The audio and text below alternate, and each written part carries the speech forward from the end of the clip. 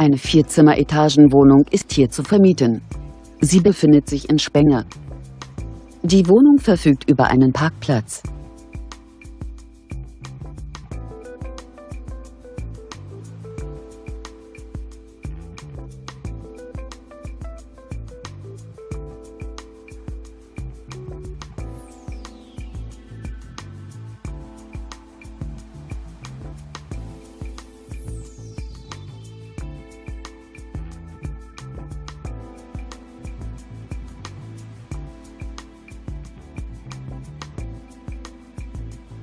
Die Etagenwohnung bietet eine Wohnfläche von ca. 100 Quadratmetern.